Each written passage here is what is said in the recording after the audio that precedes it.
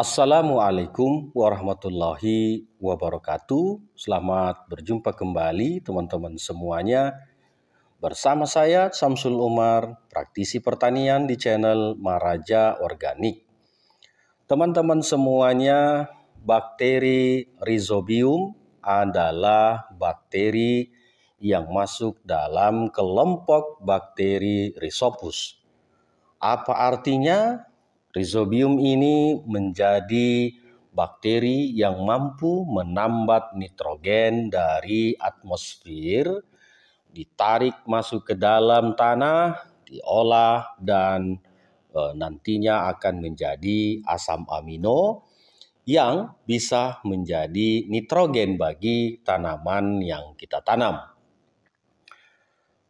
Bakteri Rhizobium ini banyak ditemukan pada tumbuh-tumbuhan yang termasuk dalam kelompok kacang-kacangan. Jadi kalau misalnya di kacang tanah, itu kita biasa melihat di kacang tanah itu ada bintil-bintil akar. Nah, disitulah Rhizobium tempatnya memfiksasi nitrogen atau menambat nitrogen masuk ke dalam tanah berbentuk amoniak atau NH3, nanti dirubah dan menjadi asam amino. Nah, ini bisa bisa dikembangkan atau bisa dijadikan sebagai agen-agen hayati yang nantinya bisa membantu mencukupi kebutuhan nitrogen pada tanaman kita. Kita tahu bahwa kebutuhan paling dasar tanaman itu adalah nitrogen. Nah, sumbernya bermacam-macam, termasuk dari pupuk urea misalnya, atau misalnya dengan air hujan. Nah, salah satunya lagi dengan bakteri-bakteri penambat ini.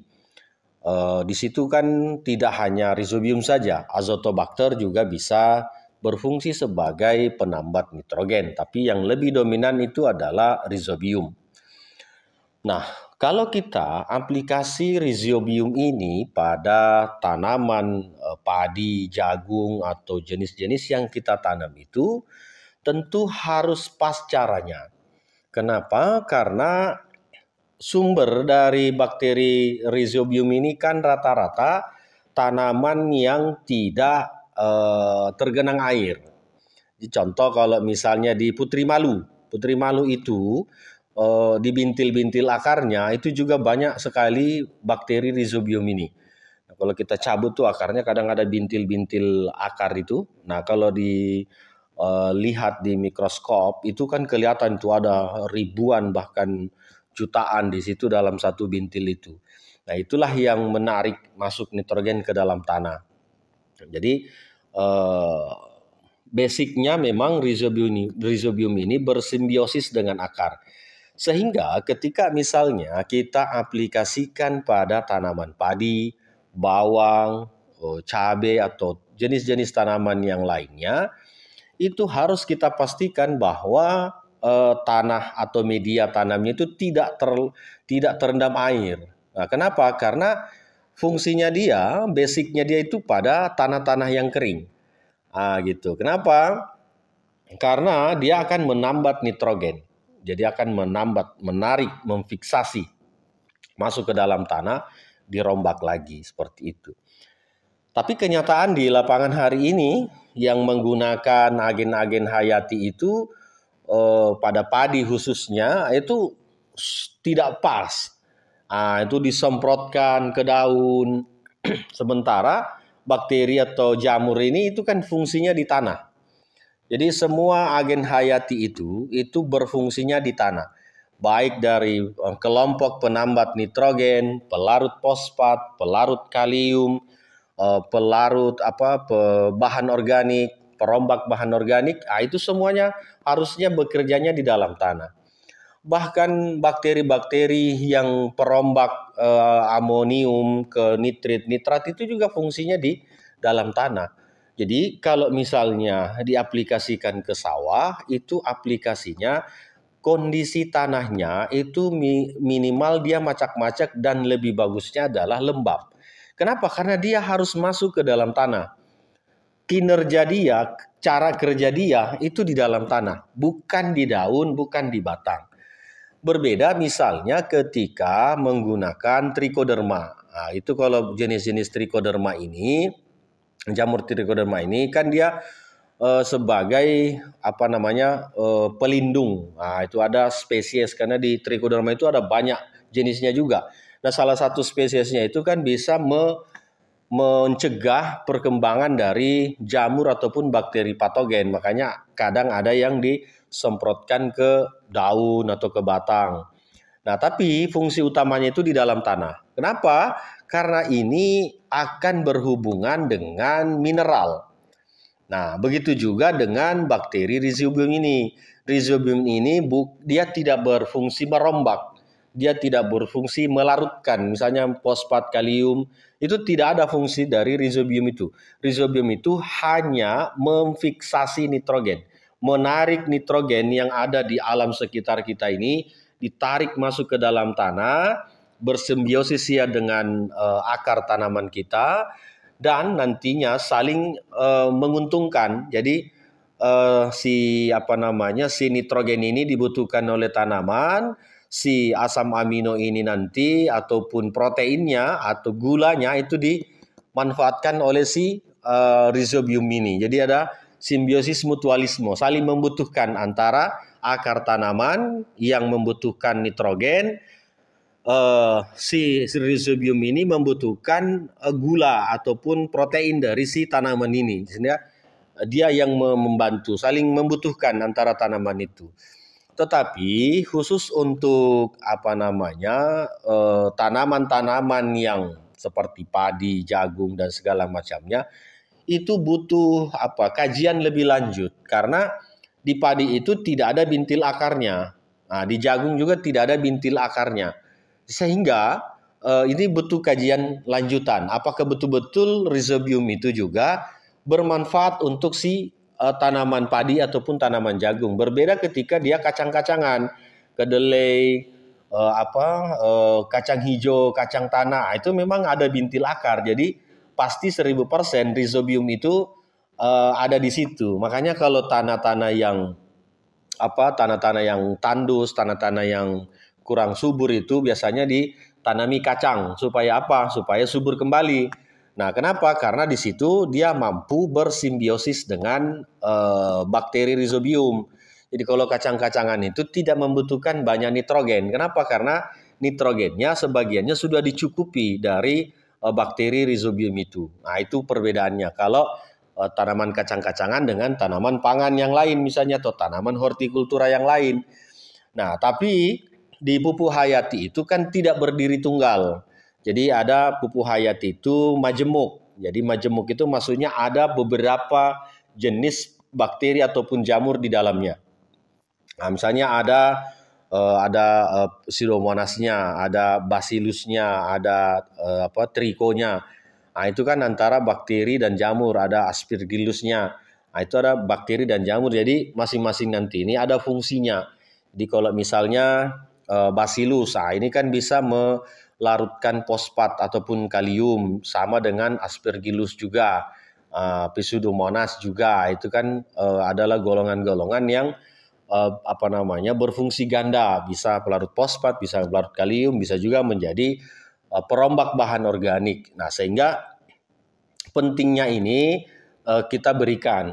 Kalau masalah merek itu kan banyak sekali merek-merek yang pupuk hayati, baik yang cair ataupun yang padat itu kan banyak. Yang perlu kita pahami ini itu cara pengaplikasiannya. Kalau dia tanaman hortikultura, kalau menggunakan pupuk hayati itu harus dan wajib kocor. Kenapa? Karena dia harus masuk ke dalam tanah. Kalau misalnya tanaman pangan seperti padi, di spray tapi dalam kondisi airnya itu harus minimal macak-macak, dan paling penting itu adalah lembab.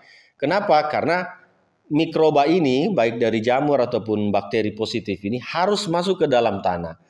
Makanya kalau di padi itu biasanya kalau saya yang merekomendasikan penggunaan pupuk hayati itu perbanyak atau habiskan dosisnya di pembenihan.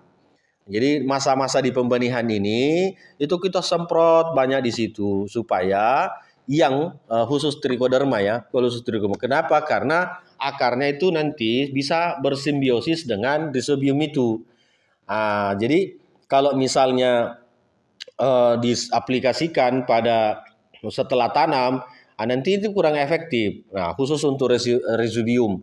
Jadi kalau ada kandungan rhizobiumnya, maksimalkan penyemprotannya di masa pembenihan. Atau kalau misalnya tabela, itu sebelum benih ini ditabur, itu di spray dulu. Karena kan biasanya kalau sebelum ditabur itu kan sudah keluar tunas itu. Nah, supaya nanti bakteri ini bisa bersimbiosis, itu sebelum ditabur diberikan dulu tuh, dispray dulu dengan agen-agen hayati ini supaya nanti langsung melengket di di kulit padi kah, atau di di tunas-tunasnya itu, atau kecambahnya itu gitu kan, sehingga nanti bisa berfungsi aktif di tanah kita. Intinya bahwa ketika menggunakan agen hayati pada tanaman padi, jangan terus menggenangi padinya. Kenapa? Karena agen hayati itu tidak akan berfungsi kalau terlalu banyak airnya. Dia membutuhkan oksigen untuk masuk ke dalam tanah. Nah, kalau misalnya airnya terlalu banyak, oksigennya tidak bisa masuk ke dalam tanah, pun masuk tidak maksimal. Seperti itu. Jadi harus macak-macak atau dalam kondisi lembab tanaman padinya ketika membutuhkan fungsi dari agen-agen hayati ini. Teman-teman semuanya, bakteri rhizobium ini perlu kita berikan ke tanaman apapun yang kita tanam. Walaupun khusus untuk tanaman pangan dan sebagian hortikultura itu masih butuh kajian lebih lanjut. Apakah tanaman-tanaman ini yang tidak memiliki bintil akar itu bisa bersimbiosis juga dengan rhizobium? Itu masih butuh kajian lanjutan. Tetapi pada prinsipnya adalah kalau si rhizobium ini ada di dalam areal-areal perakaran kita dan jumlahnya banyak, tentu bakteri-bakteri ataupun jamur-jamur patogen yang merusak tanaman kita itu bisa diminimalisir. Kenapa? Karena bakteri itu tergantung populasinya. Kalau bakteri positif yang banyak di areal perakaran kita, maka bakteri ataupun jamur negatif itu akan berkurang jumlahnya. Karena itu masalah koloni. Siapa yang paling banyak koloninya itulah yang menguasai areal itu. Nah, bisa dibuktikan ketika tanaman itu layu, maka yang paling banyak atau paling mendominasi di areal itu adalah bakteri ataupun jamur patogen. Sehingga butuh kita tambahkan ke tanah kita agar juga bisa merombak bahan-bahan organik yang ada di dalam tanah ataupun bebatuan-bebatuan yang masih berbentuk mineral utuh. Itu dengan adanya mikroba ini itu bisa melarutkan mineral-mineral itu sehingga fosfatnya bisa kita dapat, kaliumnya bisa kita dapat, sehingga membantu kesuburan tanah dan tanaman kita. Saya kira begitu teman-teman ulasan kami hari ini. Semoga bisa menjadi tambahan ilmu dan tidak salah aplikasi lagi pada agen-agen hayati atau pupuk-pupuk hayati baik sifatnya cair ataupun padat pada pengaplikasiannya di tanaman kita sehingga teman-teman petani tidak rugi dalam membeli produk. Terima kasih. Assalamualaikum warahmatullahi wabarakatuh.